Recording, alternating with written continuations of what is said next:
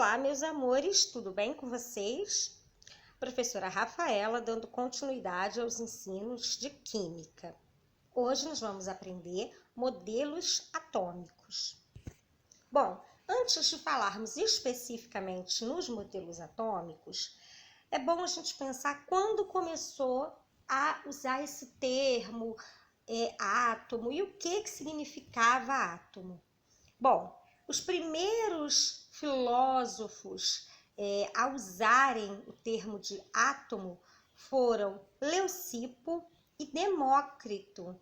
Agora, sabe quando, gente? No século IV a.C. Pois é, desde lá nós temos esse conceito do termo de átomo.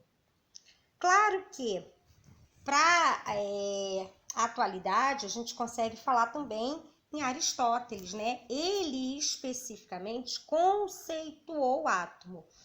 Leucipo e Demócrito usavam o termo, mas Aristóteles, ele foi o que conceituou.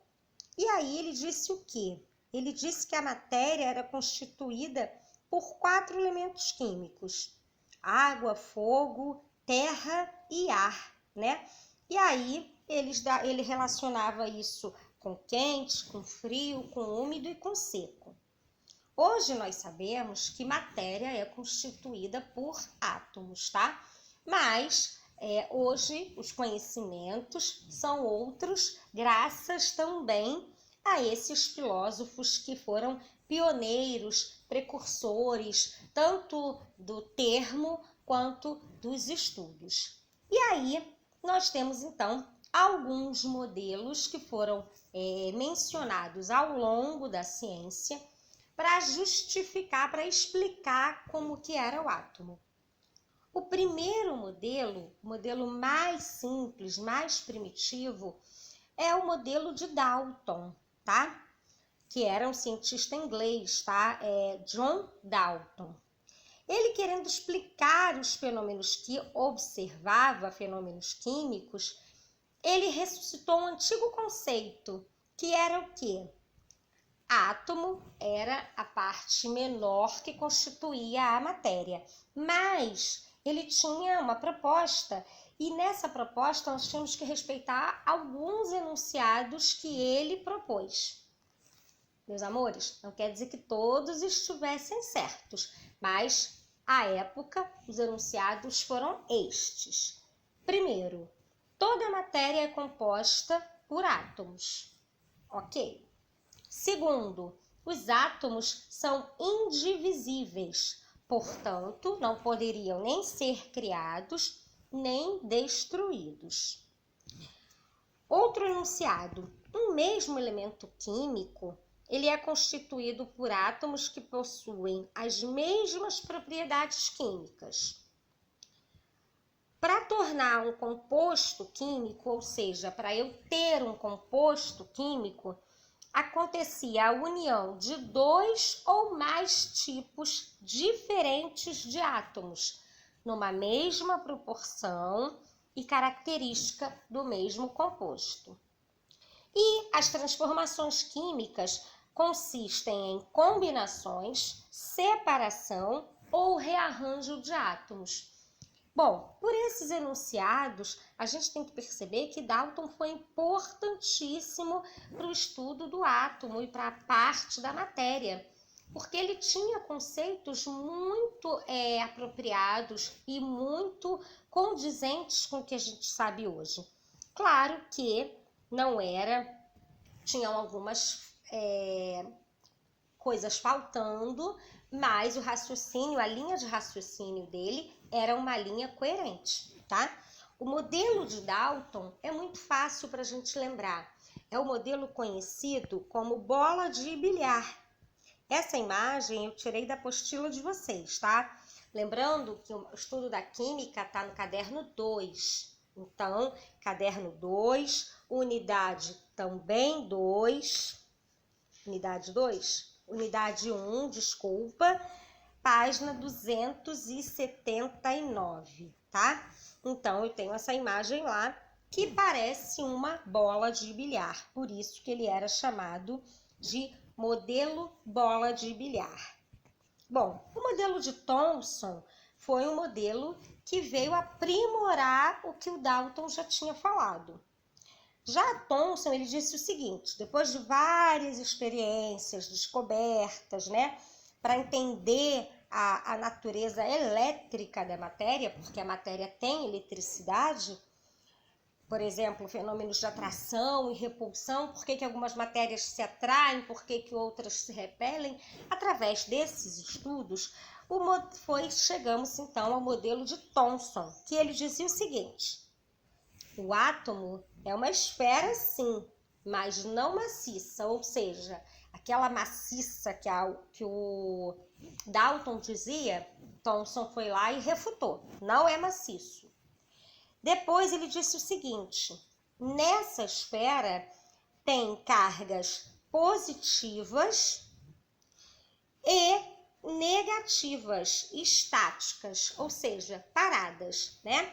Então ele disse que além das cargas positivas, tinham carga negativa parada, uniformemente a modo de que essas cargas se anulassem. E aí ele chegou à conclusão que o átomo é nulo, tá? Nós chamamos esse modelo de modelo pudim de passas. Essa imagem não tem na apostila de vocês, eu coloquei de um outro material que eu tenho, tá? Então, ele já dizia que era, né, pudim. Vamos pensar na textura aqui do pudim, meus amores. Não é duro, né? Ou não deveria ser. Ele é uma coisa assim, firme, mas macio, molinho, né? Então, é essa textura que a gente tem que pensar. E as passas que teriam dentro desse pudim seriam as cargas espalhadas dentro do átomo, tá? E aí, cada um dos cientistas, dos estudiosos, eles foram pegando o modelo anterior e com as descobertas que eram feitas, eles melhoravam esse modelo, aprimoravam esse modelo, tá? Nenhum desses modelos anteriores estava completamente errado, mas também não estavam completamente certo, tá? A gente tem que pensar nos modelos atômicos como uma evolução. Eu tenho o mais simples, que foi o de Dalton com bola de bilhar, aonde não se falava em eletricidade, carga nem positiva nem negativa. Thomson já veio para dizer que haviam essas cargas e que o átomo tinha a carga nula, ou seja, nenhuma dessas cargas se sobressaíam. A quantidade era igual, por isso que é nulo, tá? E aí, então, veio Rutherford com mais experimentos, e aí ele disse o seguinte: olha, o átomo, ele tem um núcleo. Esse núcleo, ele é pequenininho em relação ao tamanho dele, porém ele é denso, porque toda a massa do átomo está ali, dentro do núcleo. Massa, meus amores, a gente pensa o quê? Quantificar matéria, né? Como se fosse, abre aspas aqui, o peso, tá? Mas a gente sabe que não é peso, porque peso não é massa. Bom, a gente já estudou isso, só para reforçar. Então, ele dizia que o átomo ele tinha esse núcleo bem pequeno em relação ao tamanho total do átomo, porém ele concentrava toda a massa do átomo ali. Então, ele era pequeno e denso. E ao redor dele estavam os elétrons, ou seja, ele já tirou aquela imagem de que estava todo mundo ali disposto junto, né? Não era mais junto. Eu tenho um núcleo com elétrons orbitando ao redor.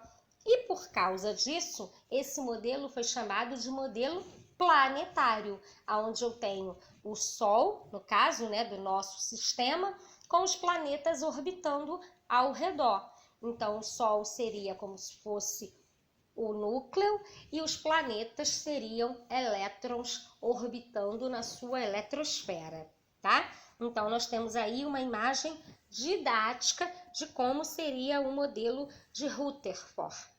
Porém, Bohr chegou e falou assim: tudo bem, concordo, tem lá um núcleo pequeno, você tem lá as cargas positiva e negativa, mas por que cada elétron não se choca?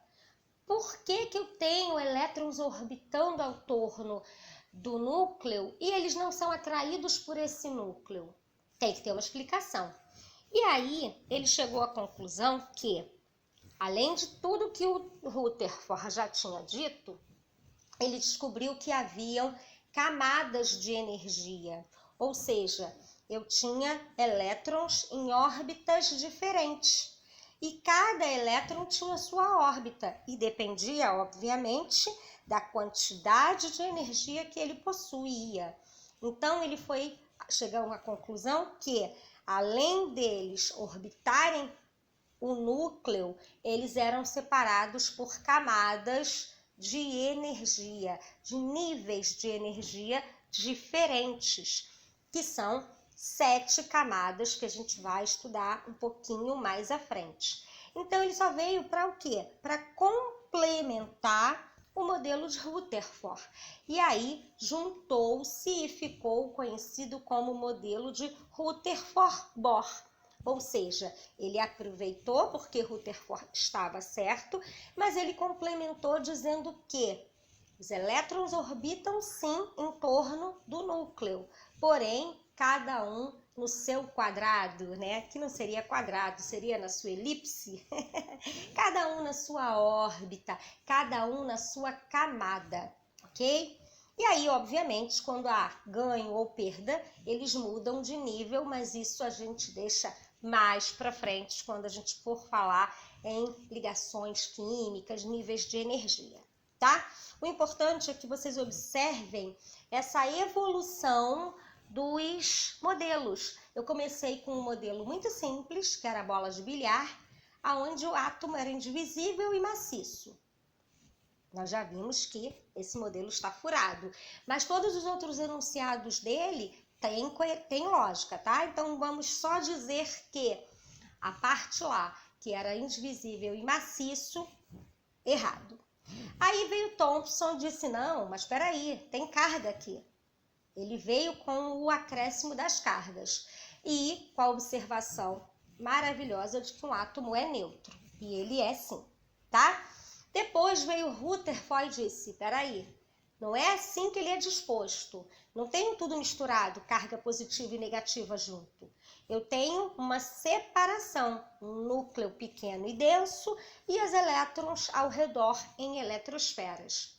E aí Bohr veio com a cereja do bolo e disse assim, tá certo tudo isso. Porém, a gente tem que pensar que os elétrons eles estão em níveis de camadas diferentes, com energias diferentes. Então, eu tenho um elétron mais energético do que o outro?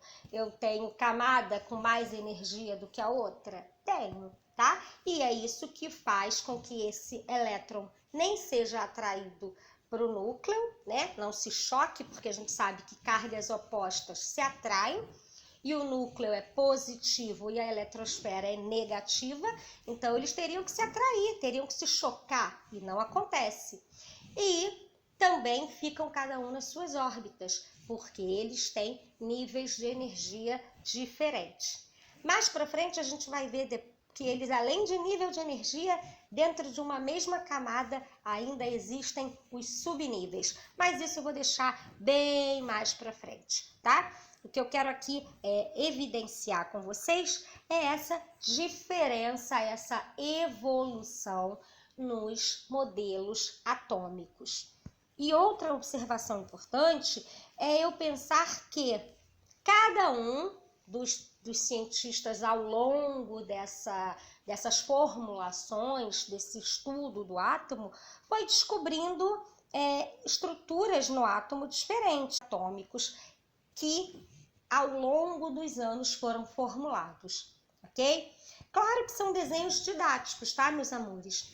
Na prática, um átomo não é assim, coloridinho, bonitinho, com Pzinho, com Nzinho, não é assim não. Mas, didaticamente, é assim que ele é disposto, ok? Eu espero que vocês tenham entendido. Se tiver ficado alguma dúvida, obviamente, vamos tirá-las no nosso próximo encontro.